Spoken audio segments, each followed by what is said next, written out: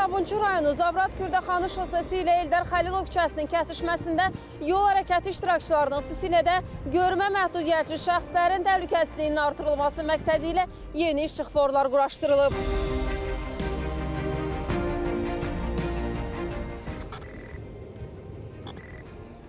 Bu səs piyadalar üçün yaşıl işıq olduğunu deyir.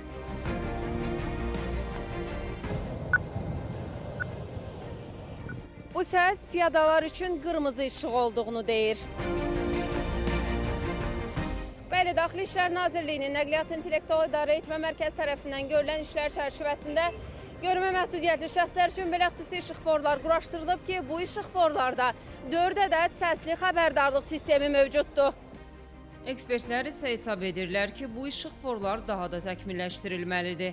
Yəni sözü gedən xəbərdar edici səs siqnallarının əlçatan olması üçün qurğulara əlavələr edilməlidir. Yaxşı olar ki, çox aydın, hər kəsin yaxşı başa düşdüyü bir ifadə ilə onun tələbini ifadə eləsin.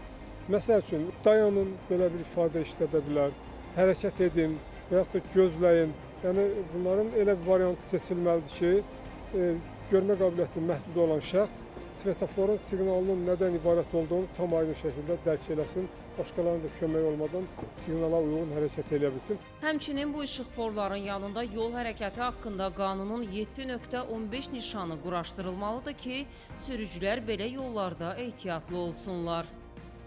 Daxili İşlər Nazirliyinin Nəqliyyat İntellektual İdarə Etmə Mərkəzi tərəfindən görülən işlər çərçivəsində sürücülərin işıqfor siqnallarını daha rahat görməsinə təmin etmək məqsədi ilə bir ədəd A tipli işıqfor dirəyi L tipli dirək ilə əvəzlənib. Bundan əlavə, kəsişmədə 2 ədəd yeni piyada svetoforu və 4 piyada bölməsi quraşdırılıb. Bu qurğular piyada keçidinə yaxınlaşan zaman işıqforun işıq siqnallarına uyğun olaraq səsli siqnal verməklə görmə məhdudiyyətli şəxslərin yolu daha təhlükəli şəkildə keçməsinə kömək edir.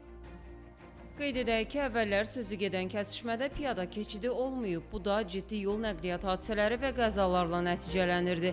Lakin problemin aradan qaldırılması məqsədi ilə Azərbaycan Yerüstü Nəqliyyat Agentliyi tərəfindən həmin ərazidə piyada keçidi təşkil olunub və müvafiq nişanlama xəttləri çəkilib. Bütün bu görülən işlər həmçinin yeni işıqforlarında quraşdırılması ərazidə baş verə biləcək təhlükələrin minimuma endirilməsi məqsədi daşıyır.